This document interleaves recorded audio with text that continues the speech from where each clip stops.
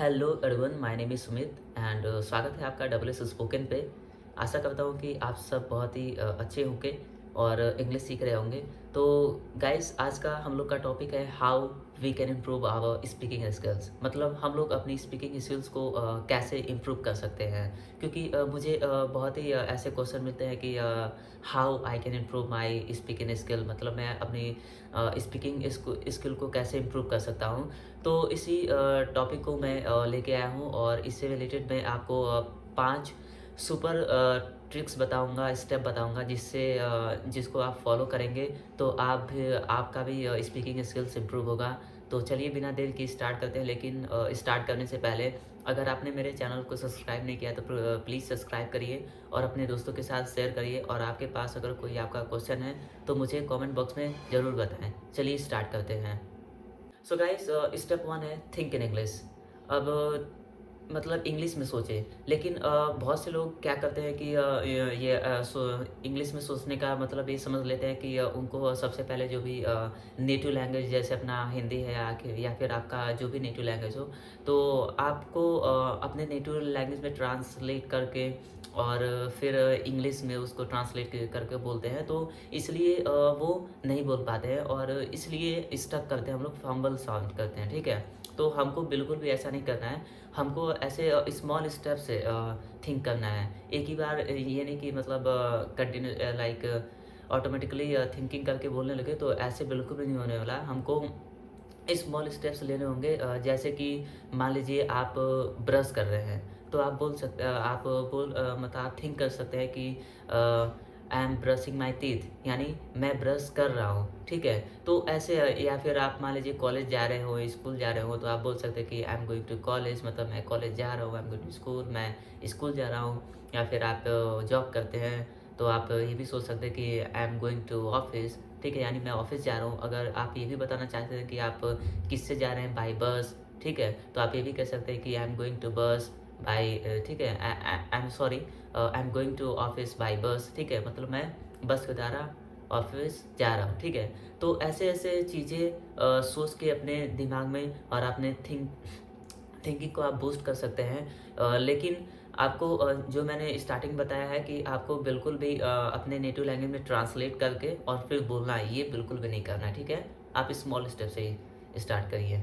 तो आशा करता हूँ कि ये आपको स्टेप मतलब समझ में आ गया होगा। तो चलिए बढ़ते हैं अपने नेक्स्ट स्टेप की तरफ। सेकंड स्टेप है प्रैक्टिस डेली।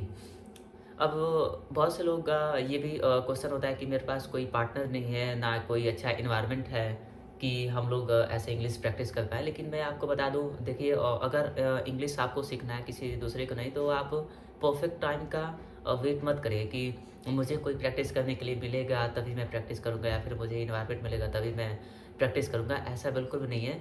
आपके पास फ़ोन है, आपके पास मिरर है, आप उसके मिरर के सामने जाइए, 5-10 मिनट बोलिए, 5-10 मिनट नहीं तो 2 मिनट से प्रैक्टिस स्टार्ट करिए। अपने बारे में डिस्क्राइब करिए कि लाइक आप कौन हैं, आपको क्या पसंद है, आप कहाँ घूमना पसंद करते हैं, अभी आपका फेवरेट फूड कौन-सा है।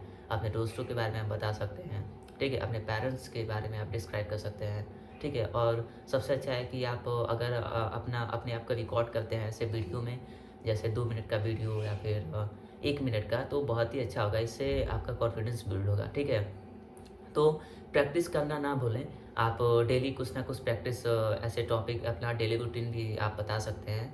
तो प्रैक्टिस करते रहिए डेली, क्योंकि यही की है, ठीक है। इंग्लिश स्पीकिंग का बेस्ट की है, क्योंकि इंग्लिश स्पीकिंग यानी स्पीकिंग का मतलब होता है बोलना। यानी जब तक हम बोलेंगे नहीं, ओनली कंटेंट कंज्यूम करते रहेंगे, तो ऐसे कुछ नहीं होने वाला।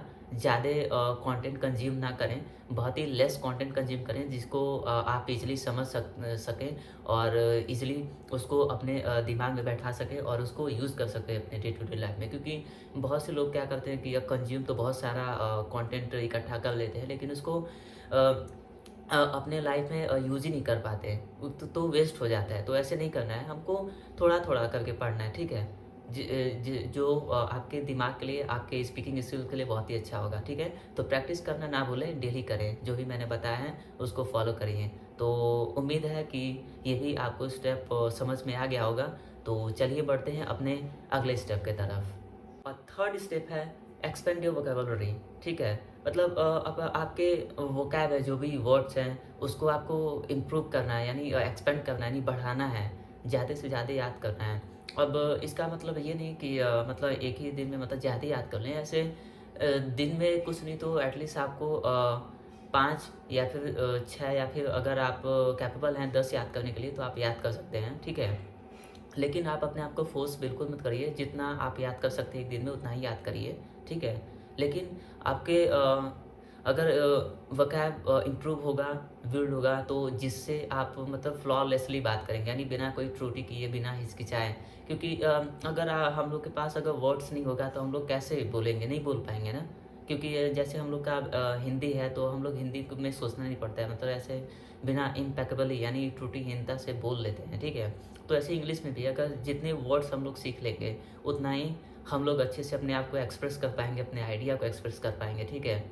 और ये भी नहीं है कि ज़्यादा फैंटास्टिक वर्ड ही मतलब यूज़ करना है, मतलब बहुत बड़े-बड़े वर्ड्स नहीं, जैसे सिंपल। हाँ, लेकिन ये है कि अब जैसे मान लीजिए कि जैसे आप हर टाइम गुड बोलते हैं, तो उसको आप एक्सीलेंट बोल दीजिए, बैड बोलते हैं, तो उसको टेरिबल बोल दीजिए, ठीक है? मतलब ऐसे कुछ अपने एक कॉपी बनाइए और उसमें नोट करिए, डेली का 5 से 6, ठीक है? और इसको नोट करने के बाद आप याद करिए और याद करके अपने जब भी आप भी किसी से प्रैक्टिस कर रहे हैं या फिर आप अपने आप को रिकॉर्ड कर रहे हैं, ठीक है? तो उसमें ये वर्ड्स को यूज़ करिए और नहीं तो इससे रिलेटेड सेंटेंस बनाइए। जैसे कि जैसे कि एग्ज़ाम्पल की एक बात कर लेते हैं, ब्रिलिएंट, ठीक है? तो ब्रिलिएंट मतलब बुद्धिमान, ठीक है? तो इसको हम लोग सेंटेंस में ऐसे बना सकते हैं कि ही इज़ अ ब्रिलिएंट, ठीक है? यानी वह बुद्धिमान है, ठीक है?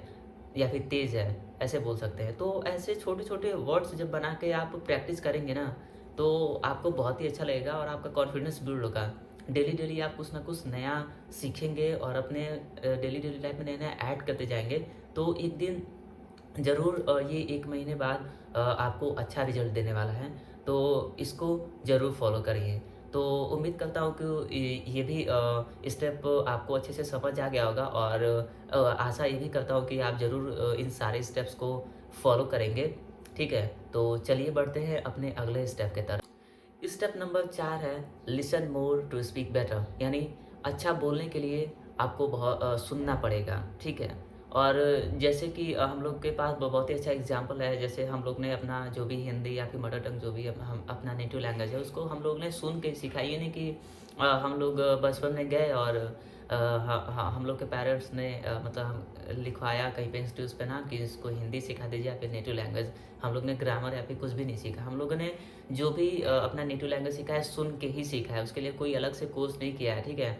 तो इंग्लिश को ही आप एकदम वैसे ही सेम वे में लीजिए, ठीक है? ये और इसको हार्ड मत बनाइए कि नहीं ये तो फॉरेन लैंग्वेज है, मैं कैसे सीखूँगा, ठीक है? ऐसा बिल्कुल भी नहीं है। आप ज़्यादा से ज़्यादा सुनने की कोशिश करिए। अब सुनने में आप ये भी अब सोच रहे होंगे कि क्या सुनना चाहिए, क्या सुनने के लिए अच्छा रहेगा।